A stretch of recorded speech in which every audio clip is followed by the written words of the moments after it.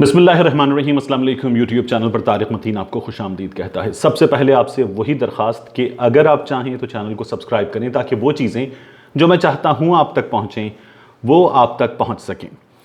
लबनान में जिस तरह से ये धमाका हुआ है, बार बार हर शख्स ये कह रहा है, इसकी वीडियोस जो सोशल मीडिया पर शेयर हो रही हैं वो बता रही हैं कि ऐसा धमाका इंसानी तारीख़ में लोग ये कह रहे हैं कि हमने अपनी आंखों से नहीं देखा, ऐसी वीडियो हमने नहीं देखी, इतनी तबाही हमने नहीं देखी, इतना इम्पैक्ट किसी धमाके का हमने अब तक नहीं देखा। मैंने जो गुज़श्ता वीडियो की थी उसमें मैंने आपको बताया कि बैरूत का ये जो साहिल है, यहाँ से नक्शे में सामने साइप्रस नज़र आता है, 40 मिनट की फ़्लाइट है और मैंने गलती की थी कदर उसकी भी तस्हीह यहाँ पर मैंने आपसे कहा था ये 150 किलोमीटर के करीब फासला बनता है, ये फासला 240 किलोमीटर के करीब है। अब लबनानी हुक्काम जब इसको देख रहे हैं, इसकी तहक़ीक़ात कर रहे हैं, मीटिंग्स हुई हैं, वहाँ से कुछ शवाहिद जमा करने का काम हुआ है इन तमाम चीज़ों पर, तो अब ये फ़ैसला किया गया है कि 5 दिनों में इसकी मुकम्मल इन्वेस्टिगेशन करके इसके कॉजेज़ पर क्या चीज़ थी जिसने धमाका किया है, इतनी तबाही फैलाई है, बात की जाएगी। दुनिया भर से सरबराहानी मुमलिकत का, मुख्तलिफ़ तंजीमों के सरबराहान का लबनान के अवाम से, हुक्काम से इजहार यकजहती जारी है। वज़ीर आज़म इमरान ख़ान ने भी अपना पैगाम इस सिलसिले में जारी किया है। कुछ तहक़ीक़ात जो हैं वो सामने आई हैं, ये मैं आपके हवाले करता हूँ। अहम तरीन हैं ये चीज़ें। ये जो अमोनियम नाइट्रेट का ज़ख़ीरा था, तकरीबन 2700 टन के करीब अमोनियम नाइट्रेट, ये आप समझ लीजिए कि ये कोई 20-22 लाख किलोग्राम अमोनियम नाइट्रेट थी यहाँ पर। इस अमोनियम नाइट्रेट के ज़ख़ीरे को यहाँ तक ये कैसे पहुँचा, किस तरह से रखा गया था, अगर ये गफलत थी तो इस गफलत के सिलसिले में हुक्काम ने क्या किया, इन तमाम चीज़ों की अब तक कुछ फाइंडिंग्स सामने आ गई हैं। ये बहुत अहम है। ये एक जहाज़ था, कार्गो शिप, और ये जॉर्जिया से मोज़म्बिक जा रहा था। ये कार्गो शिप जो है यहाँ पर कुछ टेक्निकल प्रॉब्लम्स का शिकार हुआ और बैरूत में हैंगर 12 पर, इस पोर्ट पर, इस कार्गो शिप पर ये जो तमाम मवाद था, ये जो तमाम केमिकल था, ये ऑफलोड कर दिया गया। 27 ये सितंबर 2013 को ये वाक़या पेश आया। तकनीकी मसाइल का शिकार हुआ था ये जहाज़। 27 जून 2014 को जो लबनान के डायरेक्टर कस्टम्स हैं, इनका नाम है शफीक मरही, इन्होंने ख़त लिखा उन हुक्काम को जिन्होंने ये बारूदी मवाद, ये धमाका खेज़ मवाद, ये केमिकल ज़ख़ीरा किया था, और उनको लिखकर कहा कि इसकी हैंडलिंग की जाए और इसको जो है वो संभाला जाए, ये अनसेफ तरीक़े से हैंडल किया गया है। उसके बाद लबनान के हुक्काम ने 3 बरस में, आप ये देख लीजिए कि 5 खतूत लिखे, और 3 बरस में 5 खतूत लिखकर बार बार हुक्काम को इस धमाका खेज़ मवाद के बारे में मुतनब्बे किया। 3 ऑप्शंस उनको दिए गए। इन 3 ऑप्शंस में एक ऑप्शन ये था कि ये बहुत अनसेफ है, यहाँ इस तरह से रखना बहुत हाईली एक्सप्लोसिव मटेरियल है, धमाका खेज़ मवाद यहाँ ना रखा जाए, इसे एक्सपोर्ट कर दें, ऑप्शन नंबर 1। ऑप्शन नंबर 2 ये था कि ये तमाम धमाका खेज़ मवाद एक कीमत के एवज लबनानी फ़ौज के हवाले कर दिया जाए, ये दूसरा ऑप्शन दिया गया था। तीसरा ऑप्शन ये दिया गया कि लबनान में जो धमाका खेज़ मवाद बनाने वाली, फायरवर्क्स के लिए, उसके अलावा कंस्ट्रक्शन इंडस्ट्री के लिए धमाका खेज़ मवाद बनाने वाली कंपनी है, उससे ये तमाम का तमाम केमिकल फ़रोख्त कर दिया जाए।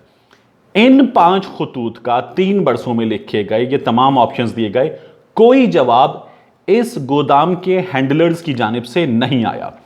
उसके बाद 27 अक्टूबर 2017 को, इनका नाम है बदरी दाहिर, ये कस्टम्स एडमिनिस्ट्रेशन में है, इन्होंने फिर एक ख़त लिखा हुक्काम को, और ख़त लिखकर इस बारे में फिर उन्होंने मुतनब्बे किया और बताया कि इसे हैंडल किया जाए। उन्होंने जो वहाँ पर कोर्ट है, ये मामला कोर्ट में भी चला गया था, वहाँ पर भी बताया कि इस सिलसिले में जल्द एक फ़ैसला किया जाए। ये बहुत ख़तरनाक है, इसकी हैंडलिंग दुरुस्त तरीके से होनी चाहिए, ये किसी भी बड़े सानहे का सबब बन सकता है, ये बता दिया गया। तो कुल 7 मौक़े हैं, 7 मौक़े जब ये बताया गया कि इसे यहाँ ना रखा जाए, इस अंदाज में ना रखा जाए, इसके हैंडलर से भी कहा गया और हुक्काम से भी कहा गया कि इस मामले को देख लिया जाए, लेकिन 2700 टन अमोनियम नाइट्रेट यहाँ इसी तरह से अनसेफ तरीके से पड़ा रहा, और वहाँ पड़ा रहा जहां फायर क्रैकर्स मौजूद थे, जहां ये सानिहा होने का मुकम्मल एहतिमाल मौजूद था, वहां ये धमाका खेज मवाद पड़ा रहा। अब हसन दियाब ने, लबनान के वजीर आजम ने ये वादा किया है, उन्होंने जाके जायज़ा लिया उस मकाम का, और उस मकाम का क्या जायज़ा लेना, ये पूरा शहर इस वक्त एक तबाही का मंजर पेश कर रहा है। तो आप वीडियोज़ में अगर देख रहे हैं तो आपको नज़र आ रहा है कि कई कई किलोमीटर तक इमारतें जो हैं वो मलबे के ढेर में तब्दील हो गई हैं। हुक्काम 100 से ज़ायद हलाकतों के बाद भी कह रहे हैं कि अब भी हम मलबे तले से लाशें निकाल रहे हैं, जाँ बहक होने वालों की तादाद बहुत बहुत ज़्यादा हो सकती है। मैंने आपको कल भी बताया था कि इससे पहले अमोनियम नाइट्रेट के होने वाले धमाकों में 500-600 लोग जो हैं वो जान से जा चुके हैं। ये सानिहों में भी इस्तेमाल, हादसों में भी वजह बना है और दहशतगर्दी में भी इस्तेमाल हुआ है। तो हसन दियाब ने ये वादा किया है अपनी कौम से कि वो इसकी तमाम तर इन्वेस्टिगेशन करेंगे और जो जिम्मेदार हैं उन्हें किसी भी सूरत माफ़ी नहीं मिलेगी। ये नहीं होगा कि वो आसानी से इस तमाम तर सूरत हाल से बचकर निकल जाएं, उन्हें पनिश हर हाल में किया जाएगा।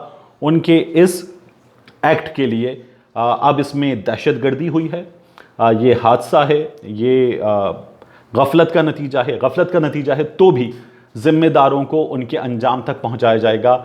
ये लबनान के वज़ीर आज़म ने वादा किया। अस्पताल भरे हुए हैं, 4000 से ज़ायद तादाद जो है वो कम अज़ कम है, 100 से ज़ायद जाँ बहक होने वालों की तादाद है, और जो मिसिंग हैं उनका नंबर भी बहुत बड़ा है।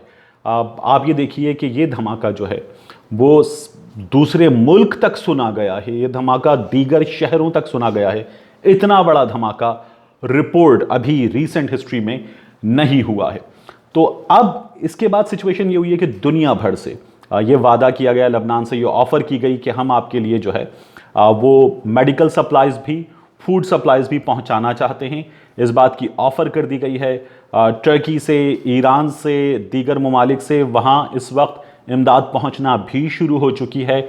और ये बताया जा रहा है कि लबनान जो है वो अपनी ग़िज़ाई ज़रूरियात का 80% इम्पोर्ट करता है। इस वक्त लबनान में जो गंदम के ज़ख़ायर हैं वो नाकाबिले इस्तेमाल हो चुके हैं, क्योंकि इस केमिकल का जो इम्पैक्ट था और इसके नतीजे में जो गैस फैली है और इसने आसपास की कई इमारतों को, वहाँ मौजूद सामान को जलाकर रख दिया है, तो गंदम नाकाबिल इस्तेमाल हो चुकी है, जहरीली हो चुकी है, और उस गंदम को भी तल्फ करना पड़ेगा, हुक्काम ये बता रहे हैं। और अब लबनान जो है वो एक बार फिर बड़े पैमाने पर गंदम जो है वो दोबारा इंपोर्ट करने जा रहा है। इतना इस धमाके का इम्पैक्ट था। मैंने आपसे अर्ज़ किया था कि इसमें इसराइल मुलव्वस हो सकता है, इसमें अमेरिका मुलव्वस हो सकता है। इस बात की भी तहकीकात हो रही हैं, इसलिए कि इन ताकतों की जानिब से लबनान की जो तंजीमें हैं उनकी जानिब से जो मुज़ाहिमत का सामना होता है उसके नतीजे में ये किया जा सकता है। गुज़श्ता कुछ दिनों में इस तरह की धमकियाँ लबनान के हुक्काम को दी गई हैं। बाज़ वीडियोज़ में इस तरह के ख़दशे ज़ाहिर किए गए हैं कि कोई चीज़ है जो उड़ती हुई आई है और वो आकर यहाँ पर स्ट्राइक किया है उसने जब धमाके हो रहे थे तब। तो पहले छोटे धमाके जिस तरह दुनिया भर में कई दफ़ा हुआ है कि चारे के तौर पर किए जाएं और फिर एक बड़ा धमाका उसके बाद कर दिया जाए, ये उससे मिलती जुलती भी कोई सूरत हाल हो सकती है। लेकिन अभी लबनानी हुक्काम ने भी कहा है कि वो देखेंगे कि इसराइल इसमें इन्वॉल्व है या नहीं। अभी उन्हें नहीं लगता। इसराइली हुक्काम ने भी अपने नेशनल टेलीविज़न चैनल पर बात करते हुए कहा है कि हम इसमें इन्वॉल्व्ड नहीं हैं। तो अभी जो है ये तमाम तर चीज़ें तहकीक के मराहिल में हैं, लेकिन कुछ चीज़ें जो सामने आई हैं वो मैंने आपके हवाले की। मिलते हैं आपसे अगले वीडियो में।